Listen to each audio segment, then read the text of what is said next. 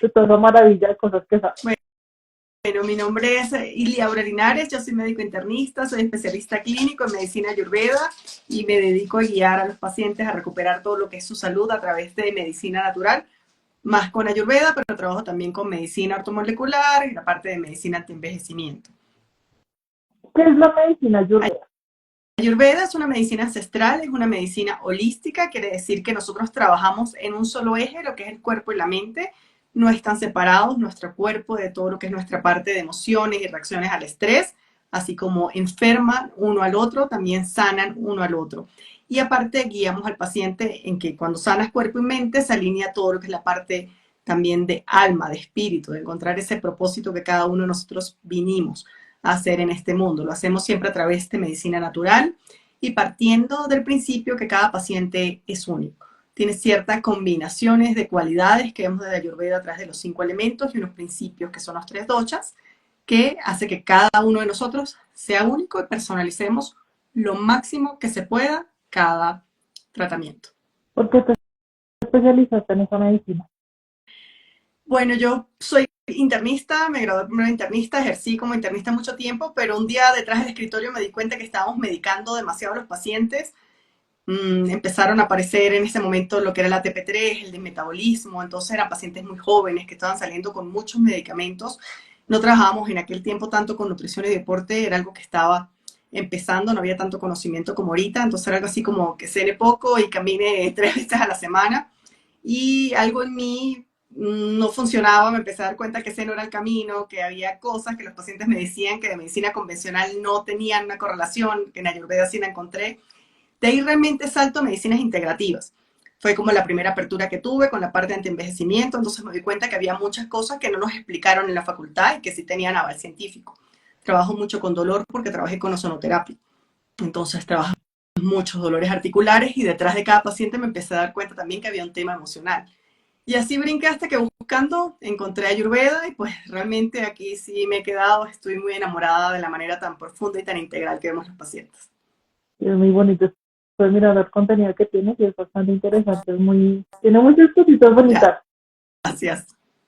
¿Cuáles son los 5 elementos que maneja esta medicina, así como a nivel general, para que las chicas vayan a conocer un poco de eso? No, repítame la pregunta porque no se escucha bien, Los creo que es el 5 micrófono.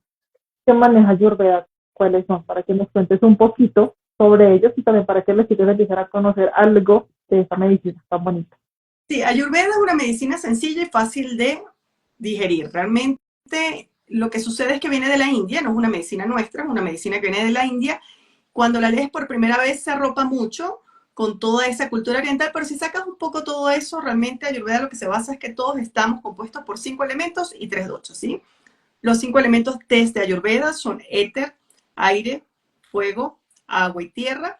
Éter tiene que ver con el espacio, no hay vacío, realmente todo eso es una sustancia que nos mantiene interconectados a los unos con los otros, tanto como seres humanos como lo que nos rodea. El aire es un principio que habla de movimiento, el fuego es un principio de metabolismo y transformación, el agua es un principio de cohesión, es aquello que nos permite que todo esté unido, pegado, y la tierra nos da solidez.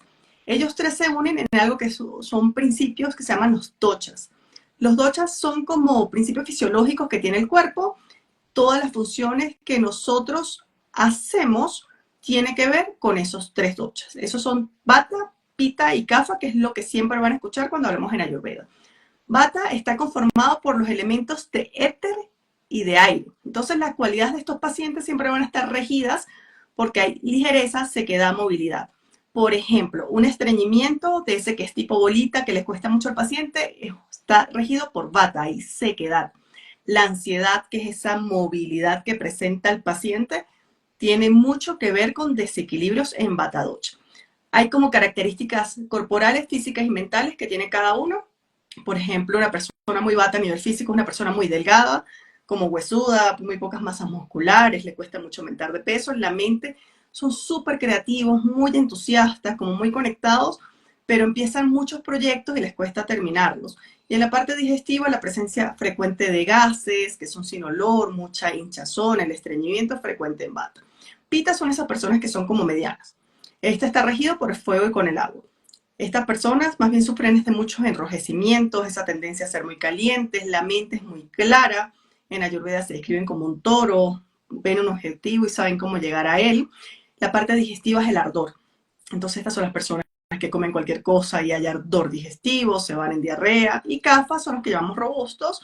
No es que son gordos, son personas que de naturaleza son muy anchas, su parte ósea, su parte muscular, a veces inclusive ojos grandes, cabellos muy densos, muy bonitos.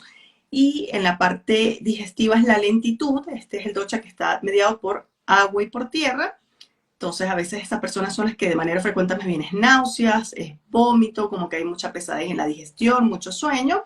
Y en la parte mental son como una tortuguita, o sea, ellos sí saben para dónde van, pero lo van a hacer lento porque justamente tienen mucha tierra. Entonces, todos tenemos un porcentaje de esos tres que se llama Prakruti, es nuestra constitución ayurvédica, eso es como una huellita digital. Mientras nosotros aprendamos en nuestra vida cómo vivir a través de esas cualidades y cómo equilibrarlas, vamos a estar bien, pero también con el tiempo y las cosas que nos suceden se salen del lugar, ahí es donde ya hay síntomas, enfermedades, y eso se llama Vikruti. Entonces, todo eso lo vamos analizando en una consulta para decidir cómo ayudar al paciente y guiarlo. Espectacular. Aquí me parece un comentario que no me escuchan muy bien. ¿Tú me escuchas mejor o medio Sí, medio? como con un ruido de fondo. Espérame que puede ser esto. Intentamos acá. A ver qué puedo hacer. Tenemos acá un momentico, chicas. A ver.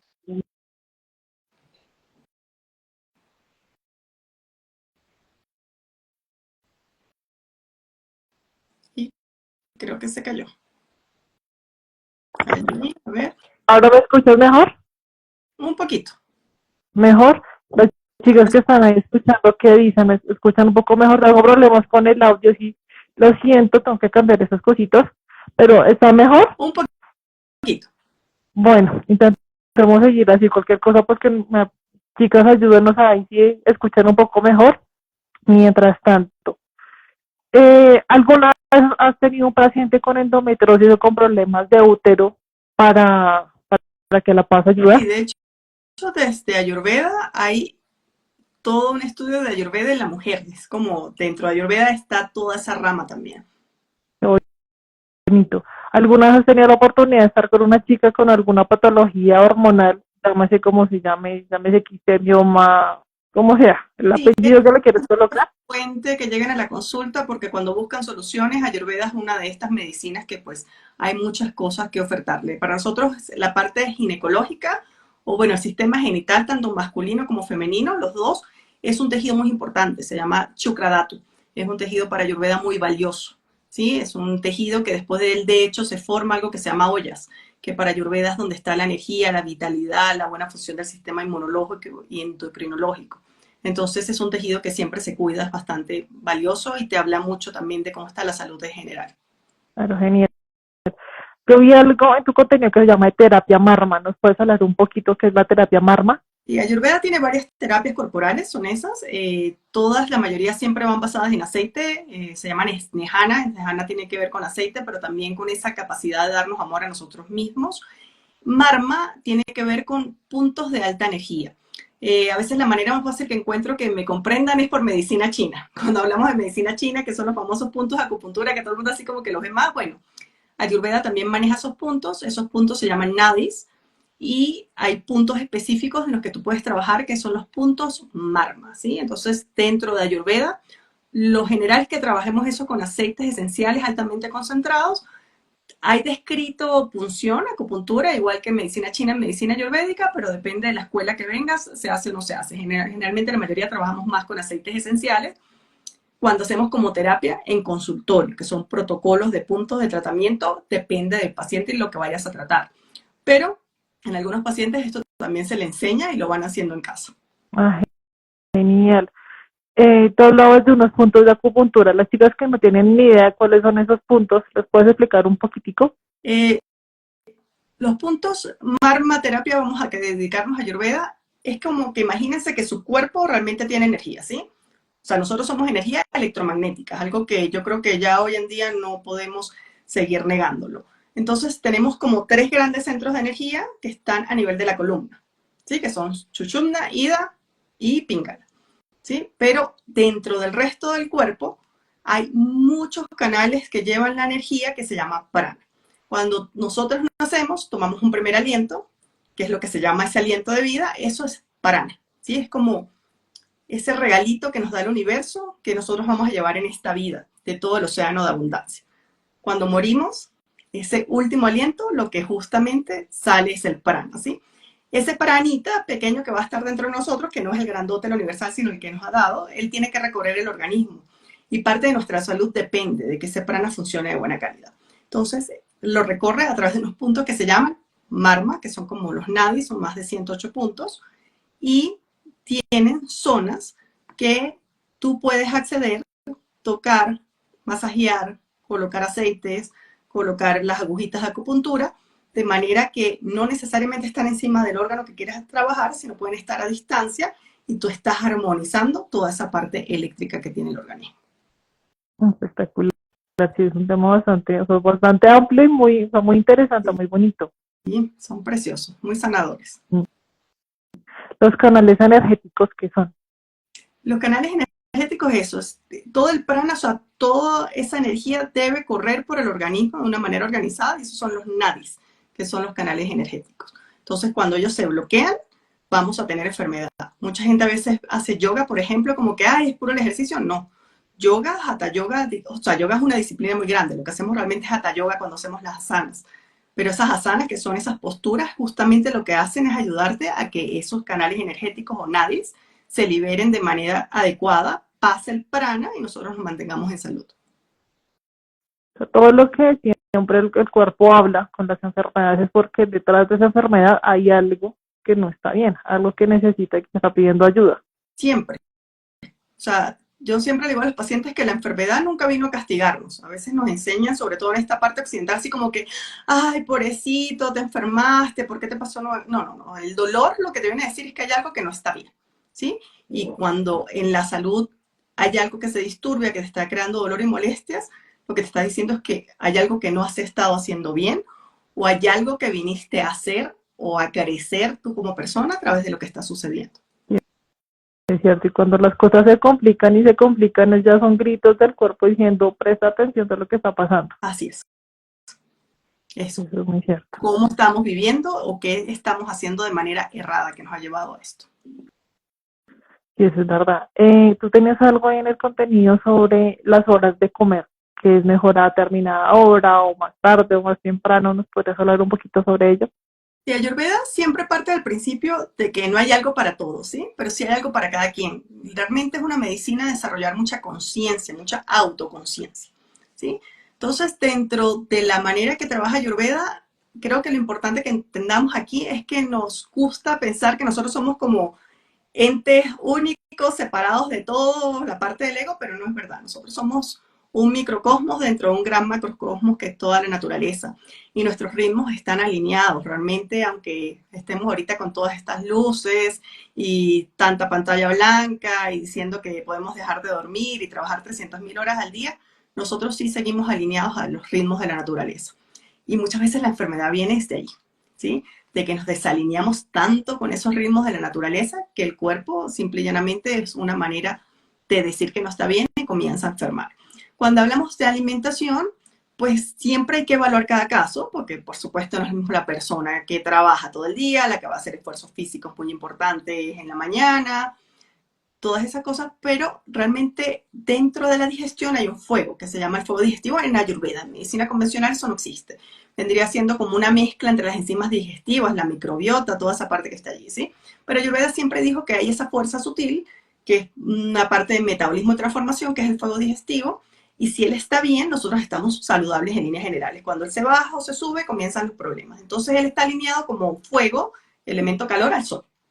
Entonces el sol está más alto a mediodía, nuestro fuego digestivo de naturaleza va a estar más alto a mediodía. Entonces la hora en que deberíamos consumir alimentos en buena cantidad realmente debe ser el almuerzo. El desayuno depende de cada paciente. Algunos pueden hacer desayunos sencillos, otros pues dependiendo si tienen que ir a trabajar trabajos pesados, pues deben tomar su buen desayuno. El problema es que la merienda o cena, dependiendo del país donde se encuentren, debe ser algo más suave, porque es que la naturaleza del organismo es que despierta, viene en la fase máxima, y en la noche él busca reposar. Cuando hablamos de dormir, no solamente dormir, el organismo entra a reparar, a regenerar, a limpiar. Y si tú comes muy tarde o muy pesado, estás haciendo que todas esas actividades no se hagan de manera adecuada. ¿Sí? Entonces empiezas a entorpecer por allí el organismo, empezamos a acumular toxinas y pues de allí también muchas enfermedades. Entonces la comida de tarde-noche debería ser algo muy ligero. Y si se pudiera hacer hasta las 6 de la tarde, 7 de la noche, es lo ideal. Sí, para poder tener un tiempo de que el estómago digiera y demás, y luego se acostarnos livianitos y no amanecer al otro día con indigestión, con reflujo y No, demás cosas. el sueño, cuando comes tan tarde el sueño usualmente es de mala calidad, no es un sueño profundo, entonces no es un sueño reparador y no se hacen las actividades que tienes que hacer. Sí, te levantas cansado por más que hayas dormido harto tiempo. Así es. Eso es muy cierto. El tema del colon irritable, tú tienes ahí un post sobre el colon irritable. ¿Qué les puedes decir a las chicas que normalmente con endometriosis o con estos síndromes de todo el tema ovárico pueden tener esta enfermedad o como este Bueno, síntoma? el colon irritable realmente no es una enfermedad, es un síndrome funcional, ¿sí? Por eso es que las pacientes van al médico y les hacen de todo y no hay nada, y cuando no encuentras nada, que ya hiciste colonoscopias, endoscopias, los exámenes, no hay nada, entonces sí hablamos de que hay colon irritable. Es una enfermedad bastante femenina. Creo que más del 70% de la población con colon irritable son mujeres, y creo que llega al 80%, si no me falla la memoria, ¿ok? ¿Qué sucede?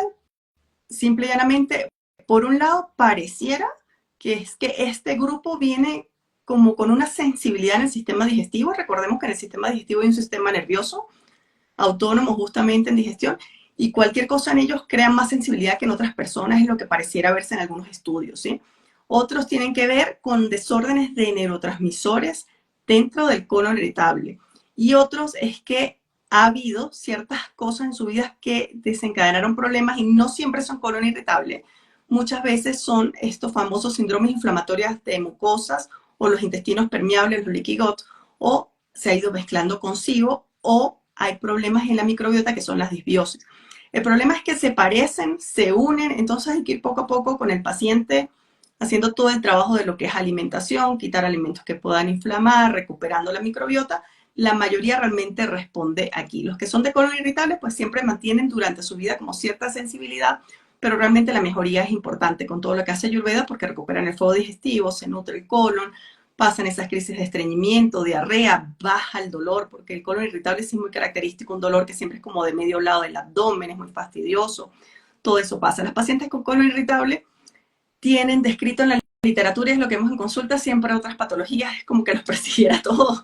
Entonces, muchas veces van a ver ansiedad, dolores articulares, síndromes premenstruales que les empeoran el colon irritable, porque justamente hay un tema de neurotransmisores, pareciera hormonal relacionado a progesterona, por ello. ¿Qué opinas del caldo de hueso para todo ese también intestinal? ¿Con él? Con el caldo de hueso. Los caldos de hueso son, desde Ayurveda se utilizan mucho, sobre todo en pacientes que tengan debilidad, ¿sí? Ahí es donde tienen mayor estos pacientes que son sobre todo de bata docha, que esa ligereza se queda cuando empiezan a perder peso, colocarse muy débiles, o pacientes que vienen de enfermedades muy severas, ahí es donde el caldo de res los ayuda mucho. Es un caldo bastante nutritivo, si lo preparan bien, más que todo para bata, pita, y por eso siempre Ayurveda ve qué es lo que está sucediendo con el paciente. En los pacientes con colon irritable, estos caldos, aparentemente en los últimos estudios, tienen glutamina, que la glutamina es un aminoácido que utilizamos mucho para cerrar, más que colon irritable, las permeabilidades intestinales, estos leaky gut. Entonces, en este grupo de pacientes es otra manera que les cae muy bien. Creo que ayer, anteayer, les colocaba algo que desde Ayurveda se llaman los ayunos líquidos. Entonces, justamente en estos ayunos líquidos, cuando definitivamente ya la digestión está fuera de control, los caldos, así como licuar toda tu comida, es una herramienta que puedes usar por 1 o 3 días, mientras otra vez este colon se vuelve a calmar, el fuego digestivo sube y otra vez se equilibra todo. Sí, y los caldos bien hechos son muy ricos, son un gran aliado en determinados momentos. Si uno puede tomarlos seguidos, espectacular. Y yo diría que no solamente para el colon, o sea, para toda la parte osteoarticular también tiene muchísimos estudios. Para la salud general, las mujeres embarazadas en el último trimestre les ayuda a que el bebé salga más fuerte. Tienen bastante evidencia ahorita. Son bien interesantes. Ayurveda los he usado milenariamente. Sí, son espectaculares. Todos esos remedios naturales son espectaculares los beneficios que trae para el cuerpo. Exactamente. Y siempre si se pueden usar especiados de Ayurveda, pues mejor. El tema del azúcar, ¿afecta o no afecta la salud de Ayurveda? Desde todas las medicinas. Creo que si hay un elemento que tú me dices que está en todas las medicinas y todo el mundo te diga que está mal, está el azúcar. Yo siempre digo a los pacientes, a veces más que enfocarse en la dieta de moda, enfóquense en lo que todas dicen que no sirve. Y definitivamente creo que el azúcar está en todas. Yo no he visto ninguna dieta hasta ahorita que te diga, mira, cómete el azúcar porque este está diciendo lo que no es. No, no. El azúcar definitivamente es altamente refinado. Recordemos que el azúcar blanca es un procesamiento, no es lo mismo comer caña, melaza, azúcar morena, azúcar blanca, es un procesamiento que se hace donde realmente la concentración es muy alta y aparte cuando entran alimentos con tanta azúcar, sobre todo si hay problemas digestivos, puede crear fermentación, empeorar todos los temas de microbiota, por eso no es adecuado si hay reflujos, gastritis, todos los alimentos que sean muy azucarados y si son estas combinaciones de azúcar, tipo repostería, gluten, frituras, realmente son una bomba para muchos pacientes. Sí, tal cual, eso es como meterle un fosforito a algo que eso explote. Y si lo vemos hoy con tantos pacientes con déficit de atención, que no solamente es niños, es adultos, el azúcar realmente es una sustancia que les da como un boom, pero a largo plazo lo que hace es empeorarlos. Entonces no tiene sentido. Creo que si hay un alimento que no hay una dieta que lo recomiende, definitivamente es el azúcar. Las demás pueden pelear algunas otras cosas, pero el azúcar es como un eje que de verdad yo nunca he visto nadie en ninguna dieta que te diga que el azúcar es un alimento que vale la pena consumir. Sí, tal cual, si el azúcar, si no va por ningún lado, aléjense del azúcar, sí o sí, si se quieren sanar, si quieren tener mejor vida, mejor calidad de vida, a metros el Y yo azúcar. iría un poquito más allá, porque el tema es que es un sabor dulce y a veces los pacientes se quedan como pegados con que quieren el sabor, entonces como que me tomo 3 sobrecitos de Splenda, 4 sobrecitos de stevia, no. Lamentablemente lo que está pasando, y lo vemos más con los niños y los jóvenes, es que los procesos de alimentos industrializados son altamente refinados y el sabor es muy dulce.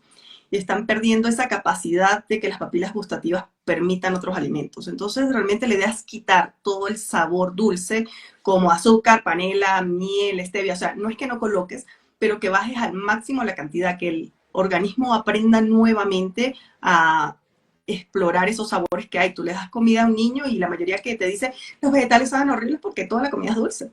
Entonces, claro, cuando vienen de una comida tan dulce que el cerebro se queda enganchado y tú le das una zanahoria, es como que asco. ¿Sí? Sí, tal Entonces, cual, no, uno deja el azúcar y empieza a sentir el sabor. Al dulce, a los vegetales tienen azúcar, es un todo un azúcar natural. reto que tienes que hacer desde papila, cerebro, para volverlo a encontrar, sobre todo los que vienen de comidas altamente industrializadas y refinadas. Sí, tal cual, eso no, o sea, entre más natural y menos azúcar incluyamos en la dieta, mejor no, y lo que te digo, o sea, las vegetales tienen azúcar, la zanahoria es dulce, Frutas. la cebolla, sí, tal cual, es espectacular. Eh, el estrés y la digestión tienen algo que ver, eso es algo fijo, Sí, ¿por qué? sí. Muchísimo, muchísimo. De hecho, hay un eje que es el eje cerebro, intestino, y que hoy estamos hablando de una tercera patita que es la microbiota, que ya ni siquiera la están metiendo dentro del intestino, sino como otra rama que hace todo el eje completo. Entonces, cuando hablamos de estrés, tenemos que recordar que todos los seres humanos tenemos un sistema nervioso y ese sistema nervioso tiene una rama que se llama la rama autónoma, ¿sí? Y en ese sistema autónomo está el sistema simpático y el parasimpático. Cuando está la respuesta de estrés, que es otro problema que la gente sataniza el estrés, y hay un estrés agudo y un estrés crónico. El estrés agudo es beneficioso para el organismo, ¿sí? Es ese estrés que tú tienes que resolver esto ya, se agudiza la mente, el cuerpo, eres mucho más eficiente, es esa respuesta de lucha o huida que nos ha mantenido como seres humanos hasta ahorita. El problema es que hace muchos años el estrés se está cronificando. Cuando vamos a cronificar es que no está preparado nuestro cuerpo para cosas que suceden en esta era. Debo la hipoteca, que no tengo para pagar el colegio de mis hijos, que no soporto a mi esposo, que no me hablo con mi suegra. Entonces, como es una reacción que no termina, el cuerpo empieza a hacer un estrés crónico donde empieza a liberar otras hormonas y aparte el simpático se queda hiperreactivo. Eso puede afectar siempre el intestino de igual manera, porque tiene una rama del sistema nervioso autónomo, por esa parte de motricidad. Por otra, cuando hay hiperreactividad simpática, resulta que dañas mucho el pH y el ácido de la parte digestiva. Entonces ahí empiezas a tener alteraciones de la microbiota. Ya tenemos dos problemas. Y muchos pacientes tienen como naturaleza un órgano que llora más rápido que los demás. Es como que es energéticamente débil. y para muchos ese es su sistema digestivo. Entonces, cuando pasa algo afuera, ellos responden con esa sensación de que hay un nudo, de que me dio diarrea, me estreñí. Entonces, sí tiene mucho que ver con las alteraciones del sistema digestivo. Desde Ayurveda, ¿cómo se pueden hacer o qué se puede hacer como para bajar esos niveles de estrés? Hay muchas técnicas. Ayurveda maneja algo que son las dinacharias, que son las rutinas diarias que todos debemos hacer con la finalidad de fortalecer el cuerpo, porque con el estrés hay varias cosas. Una es cómo tú respondes al medio ambiente, que es lo que le pasa a la mayoría. A veces tú dices, pero es que no era para que se estresara tanto, es porque tú respondes de una manera muy alta a lo que sucede en el ambiente. Otros definitivamente si tienen altos niveles de estrés. Un empresario que tenga 200, 300, 400 personas por debajo, estamos hablando de altos niveles de estrés. Cuando tú haces estas rutinas diarias, lo que buscas es que el cuerpo se mantenga más fuerte, más equilibrado y tenga menos reactividad hacia lo que sucede, ¿sí? Aquí hay muchas, pero por ejemplo meditar, hacer actividad física de Ayurveda son rutinas diarias, son dinacharias.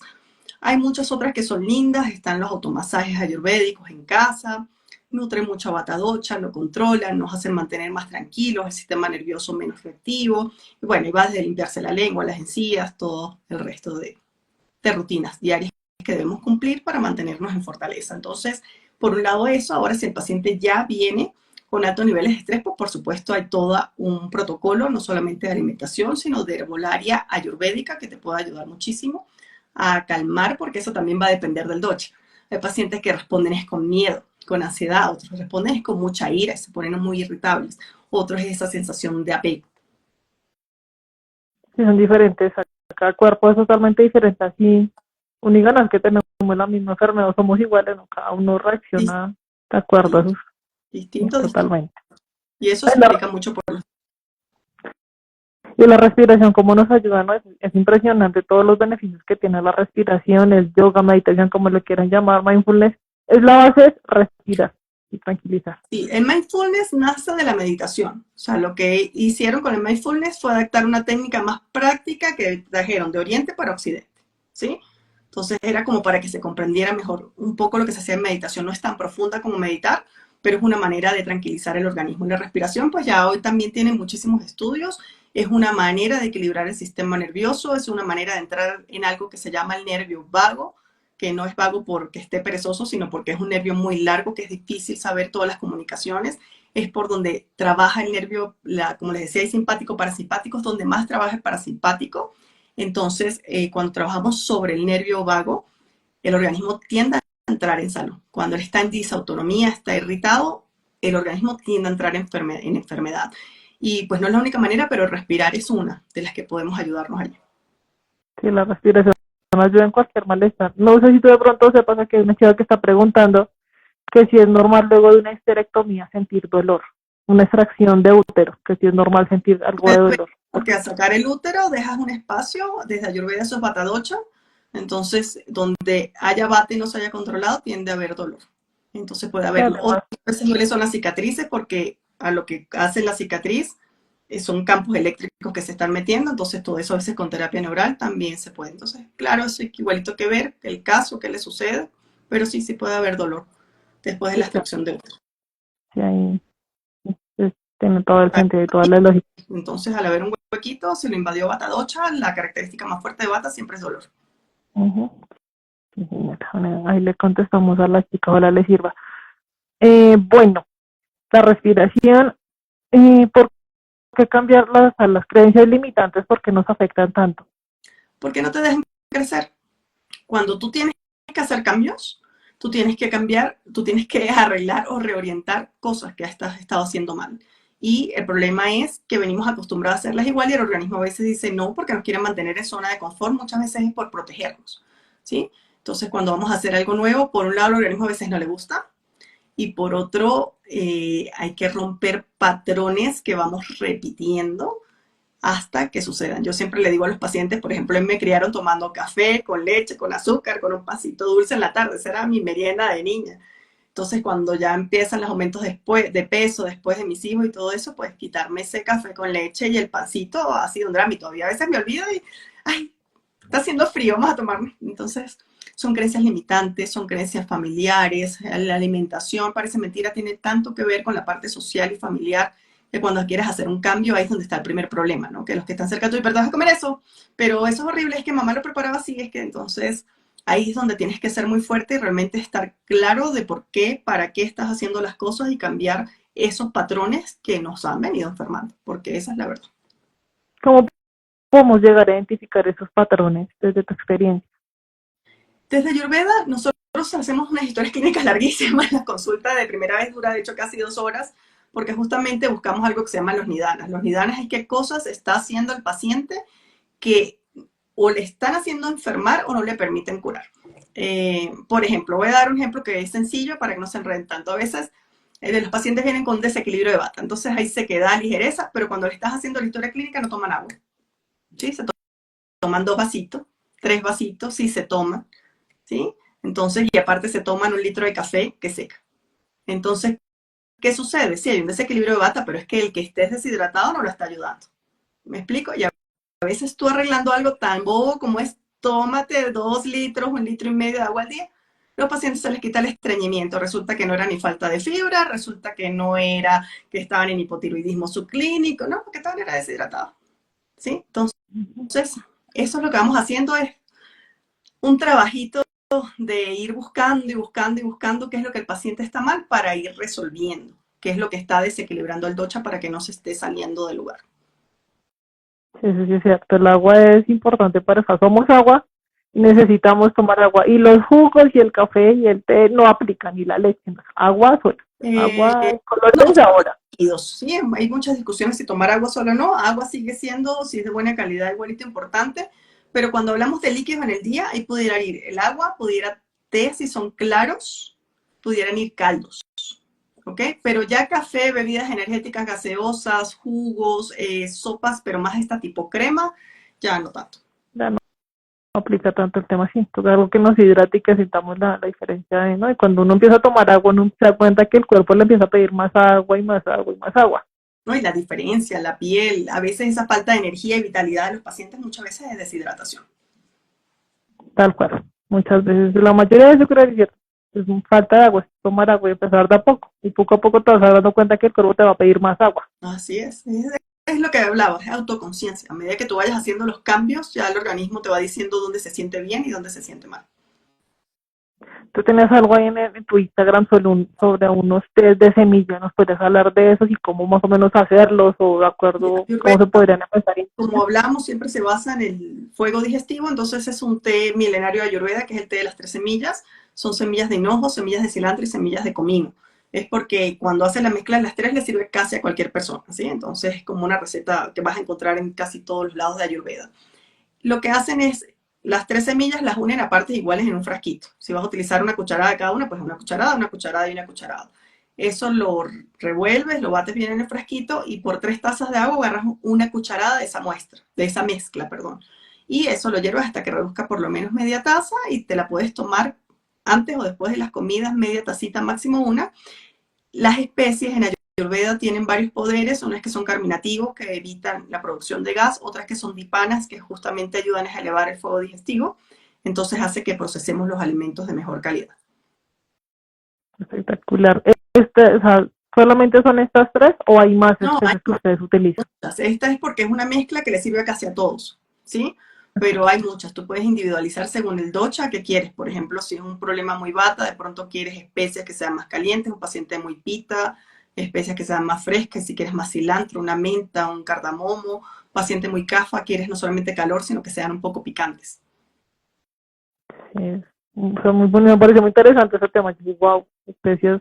Algunas las he conocido, pero pues no las he tenido así foco el tema, pero sí me parece muy espectacular todo ese manejo que ustedes tienen. Es que yo lo que veo aquí es que las especias son condimentos, la gente las ve como solamente para darle sabor a los alimentos y realmente la potencia de que tu especie viene un alimento y él entre y se haga bien el proceso de digestión es muy grande.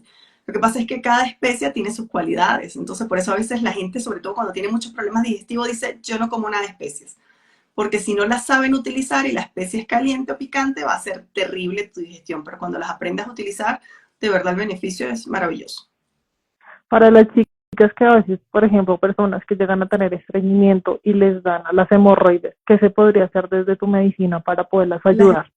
hemorroides tienen que ver con calor y las hemorroides tienen que ver también con debilidad del tejido, que sería bata 8. Entonces, primero hay que ver quién está originando las hemorroides. Muchas con aloe vera les ver bien, otras tomando jugo de remolacha, otras hay que aliviar qué es lo que pasa en el estómago, si hay estreñimiento, si hay diarrea, ver quién está produciendo, buscar que no se fisuren. Hay inclusive con sábila se pueden hacer, se me fue el nombre, supositorios, ¿sí? Entonces, sí, hay muchas maneras de ayudarlo y eso es un tejido que es vascular, que es ractadato. Entonces hay una serie de hierbas que se ayudan a ese tejido para que se recoja un poco. Es una patología que es frecuente y no solo frecuente, sino cuando la persona la sufre, como ya hay debilidad de ese plexo que es vascular, tiende a hacerla de manera recurrente en la vida, ¿sí? Entonces a veces inclusive hay cirugías, pero no significa que desaparezcan por completo, pueden volver porque justamente hay debilidad allí. Entonces hay que organizar todo el sistema digestivo, que realmente sea una buena evacuación, que sea blanda, que sea suave, empezando por allí. ¿Qué es lo que puede estar irritando, aumentando o el calor, aumentando esa sequedad o esa debilidad que hace el tejido? Y de allí se les hace el tratamiento. Los baños de asiento hasta el sol de hoy también siguen siendo de muchísima ayuda. ¿Cómo se hacen los baños de asiento? Tienes que buscar una, no sé cómo se llame allá en Colombia, aquí es Una una pizza. botellita, un exacto, y ahí colocas el agua, que siempre debe estar tibia, a temperatura ambiente, no fría, no caliente, y ahí debes colocar una infusión muchas veces de hierba. Puedes hacerla así solamente con agua, pero por ejemplo puedes usar manzanilla, puedes utilizar otras hierbas si hay un caso muy específico, lo que más se utiliza es manzanilla, que no tenga como hojitas, sino que esté el té y la pasas bien por un colador y te metes allí por lo menos unos 10, 15 minutos, una o dos veces al día, entonces eso limpia y hace que se encoja un poquito toda esa plexo hemorroidal. ¿Hay algún caso que las hemorroides lleguen a sanar? O sea, como que se desinflamen y estén... Sí, yo tengo muchos pacientes que desinflaman. Lo que pasa es que lo que te digo, o sea, es un problema de hábitos del paciente, porque ya después que el plexo se lesionó tiende a haber ese problema. Entonces, si tú te cuidas y haces todo lo que tienes que hacer, él va a estar bien. Por ejemplo, creo que la manera más fácil es el picante. ¿Cuántos pacientes con problemas de hemorroides? Picante caliente, lo que te digo, hay calor, se salen. Entonces, comen picante y hacen la crisis hemorroidal. Entonces, bueno, si ya tú sabes que sufres hemorroides, si ya sabes que el picante te cae mal y vas y te lo comes, pues magia no hacemos tampoco. Todas las enfermedades Ya son saben qué va a pasar. de cómo nosotros nos comportamos, ¿sí? De cómo son nuestras rutinas, cómo son nuestros hábitos. Ahí incluimos la comida, el ejercicio, yoga, meditación, respiración. Entonces tú tienes que autoconocerte, saber qué puedes hacer, cómo lo puedes hacer, qué es lo mejor para ti. Porque, bueno, todo el mundo no es igual. Hay personas que están más tiempo en casa y pueden hacer todas las rutinas. Hay personas que trabajan pero quieren estar más sanas y hay que ver cuáles son las mejores rutinas para ellos, ¿sí? Pero toda la vida, toda la salud depende de nuestras rutinas diarias. Entonces, muchas veces lo que pasa con las medicinas naturales es que los pacientes vienen de medicina convencional buscando lo mismo, pero medicina natural. ¿Cuál es la pastillita mágica? ¿Por qué no me lo manda? Y sí, la medicina ayurvédica natural es muy sanadora, pero es que Ayurveda lo dice claro desde el principio. O sea, si tú no aprendes a alimentarte, si tú no cambias tu estilo de vida, realmente esto va a ser transitorio. Aquí eso no. Si uno quiere cambiar resultados diferentes sin hacer cambios, nada Sí, que hacer. no hay nada que hacer. Como si alguien quiere iniciar cambios en su vida, pero no, o sea, como que intenta, pero no puede, que le podemos decir a esas chicas que intentan hacerlo, pero no lo logran. La ley del 1%. Tienes que hacer todas las cosas un 1% mejor que el día anterior. No te estreses. A veces la sociedad nos hace creer que todos los seres humanos son perfectos y que todos implementaron cambios. Mira, yo a medida que trabajo más con mentalidad, a veces veo personas que dicen, no, y yo hice esto y no fue de hoy para mañana. Hay personas que llevan 3 años, 5 años, 10 años trabajando lo que están enseñando, ¿sí? Lo que pasa es que, bueno, por temas de marketing, branding, se odia a veces todo el tiempo que llegaste a hacer entre una cosa y otra. Pero si tú quieres cambiar tu vida y ir haciendo hábitos, sé mejor cada día un 1%. No necesitas más nada. Que lo que hagas hoy sea un 1% mejor de lo que hiciste ayer. Y eso es exponencial lo que te va a mejorar en un año, en 5, en una década. Entonces, comienza una rutina, intégrala. A veces una rutina para integrarla mínimo necesita 21 días para que el cerebro se acostumbre que hay que hacerla, pero empieza por una y mantente firme. Ahí sí hay que tener ese principio de firmeza, de disciplina, de perseverancia. Y eso también depende de los dochas, parece mentira. Pita docha es muy claro. Esos son los pacientes que tú les explicas bien y les explicas por qué tienen que hacer las cosas y más bien a uno a veces le dan envidia de lo organizados que son. Bata lo que pasa es que es muy entusiasta, entonces tú le das las indicaciones y Bata las quiere hacer todas al mismo tiempo. Me limpié la lengua, me hice el pulling, me hice el aceite, me hice, pero ya a los 5 días no quiere hacer nada porque está abrumado, porque son demasiadas cosas que hacer. Entonces por eso el paciente Bata en consulta es una por una por una. CAFA le cuesta arrancar, es como que, pero ¿por qué no te limpiaste la lengua? Porque yo no me limpio la lengua, yo estoy acostumbrado a levantarme y cepillarme los dientes, pero después que lo integra no lo deja. Entonces inclusive allí, cómo nos comunicamos con cada ser humano, con cada paciente, va haciendo la diferencia. Lo importante que es conocernos y saber cómo somos, de acuerdo a lo que tú nos explicas. ¿Cuál es como nuestra principal característica? Entonces es toda una psicología ayurvédica, a veces por eso te digo, es una medicina holística, a veces pensamos que es puro el cuerpo o puro la mente, que es el psicólogo, el psiquiatra, y no, la manera en que nosotros nos comportamos, vivimos, pensamos, muchas veces también es la misma manera en que nuestro cuerpo expresa tendencias, síntomas o enfermedades. Sí, tal cual. Está muy interesante toda la medicina tuya. ¿Tú haces consultas virtuales? Sí, todo el programa de Ayurveda es online porque es muy funcional. Funcional quiere decir que vamos viendo cuáles son tus síntomas, características, cualidades, cómo te comportas. Entonces, todos los programas de consulta de Ayurveda siempre están hechos online. Espectacular. O las personas que estén contigo pueden ir directamente al tema de los masajes y ya hacerlo presencial. Presencial estoy solamente en Quito, aquí en Ecuador. Online, donde quiera que se encuentren, igual los hago. Si necesitamos terapias, pues algunas resolvemos con algunas cosas en casa o buscamos algún terapeuta de Ayurveda que esté cerca para que puedan resolver. Espectacular. No sé qué más nos quieras comentar, decir, cómo te pueden encontrar, más o menos, si nos puedes decir como un promedio de costos o directamente hablan contigo, cuánto dura la sesión contigo, cada cuánto se hacen me olvidé la palabra, como los controles contigo de acuerdo a cada patología. Sí, lo ideal siempre es hacer las primeras 3 consultas cercanas. Yo manejo una consulta cada 14 días porque ahí nos afincamos mucho en la alimentación. La base de Ayurveda es que te aprendas a alimentar según tus características y tus cualidades. Me encuentran en redes sociales, @doctor.iliabralinares. Estoy aquí en Instagram, que es la que más manejo. Tengo YouTube, TikTok, cualquiera de todas ellas. En todas mis bios hay un formulario de consulta. Ahí me escribes, me explicas cuál es tu caso y te guío con la información para que cuando llegues a consulta pues estés claro de qué es lo que vamos a hacer. Y bueno, los precios oscilan, dependiendo de cuál es la consulta, la de primera vez salen $60. Okay. En este momento, Sí. en este caso. Sí, porque eso depende de acuerdo al tema económico y todo el tema, Te hacer otra pregunta, me olvidé. Tú atiendes a las personas que quieran hacerlo, ¿cuánto tiempo dura un tratamiento? Eso depende de cada paciente. Y te lo pongo de otra manera. Un organismo de un paciente que se comporte bien, repararse completo, y esto se habla ya de medicina integrativa y medicina ayurveda es muy parecido, son casi 300 días. Que se recuperen todos los tejidos, ¿sí? Entonces, eso significa que uno pudiera estar hasta un año con un paciente.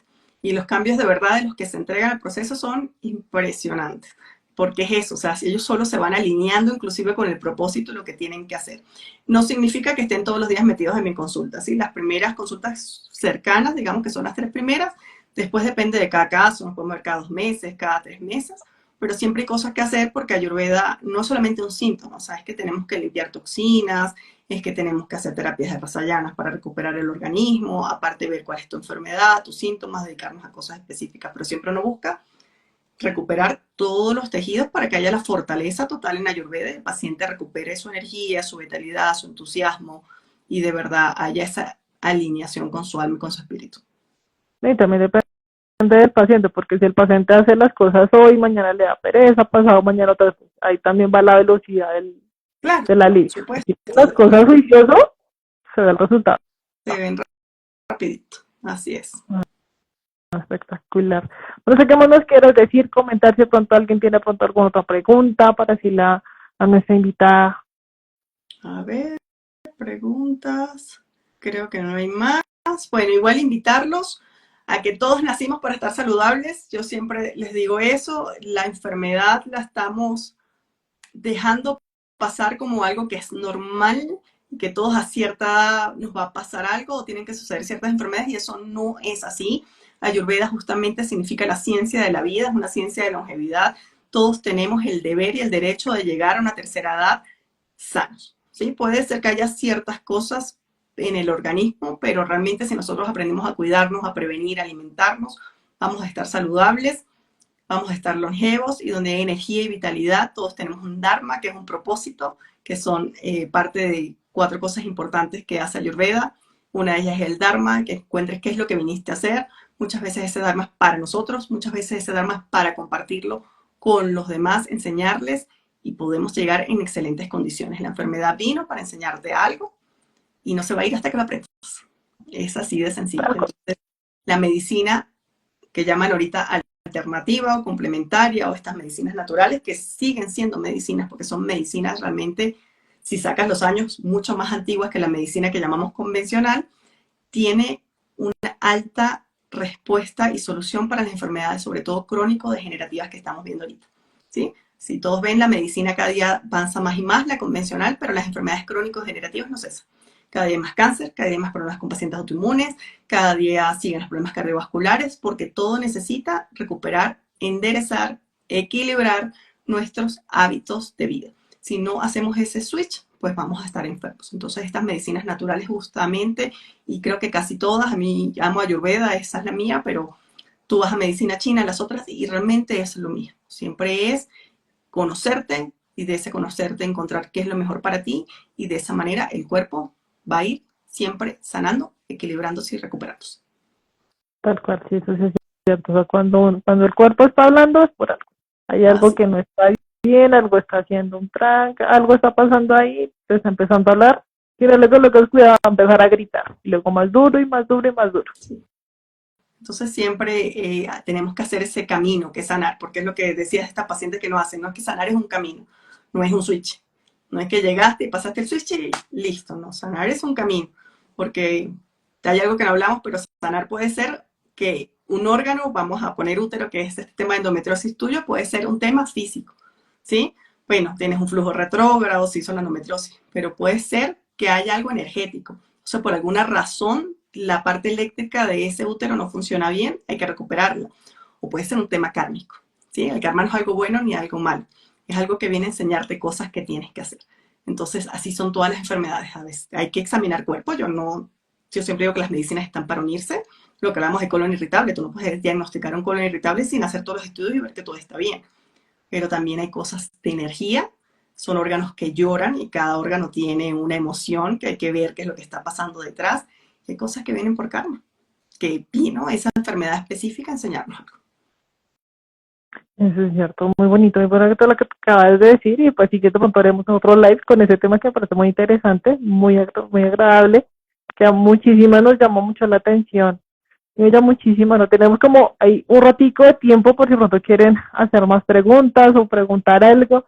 Te quería preguntar algo, ¿qué sabes o qué conoces o te gusta el tema del niño interior?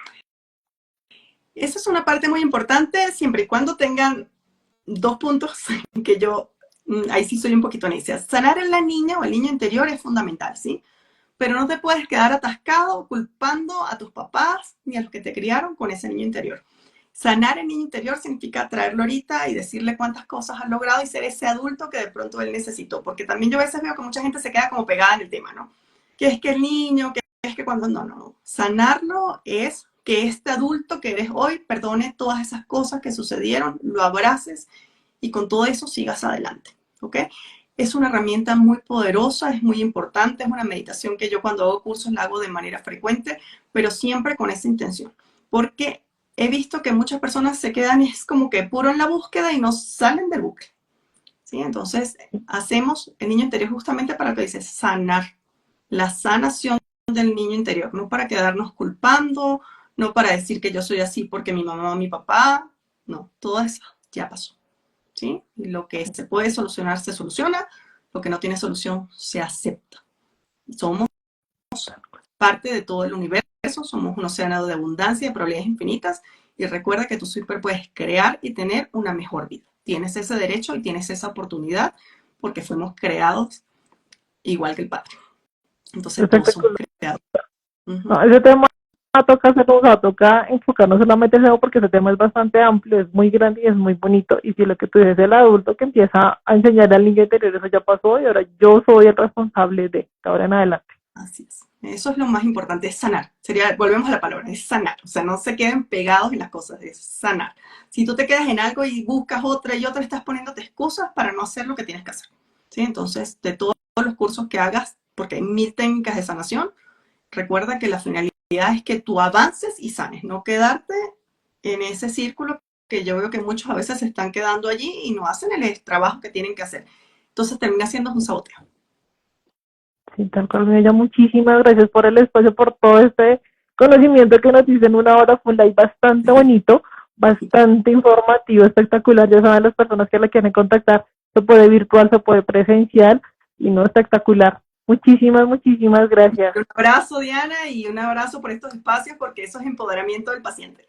Los pacientes tienen que empoderarse buscando información, y los que puedan con esa información ayudar a otros a sanar es donde todos tenemos que llegar, ¿ok? Tal cual, Mello. Muchísimas gracias. Nos vemos, chicas. Espero que les haya gustado mucho el live y nos estamos pendientes. Muchísimas gracias. Adiós. Cuídate. Chao.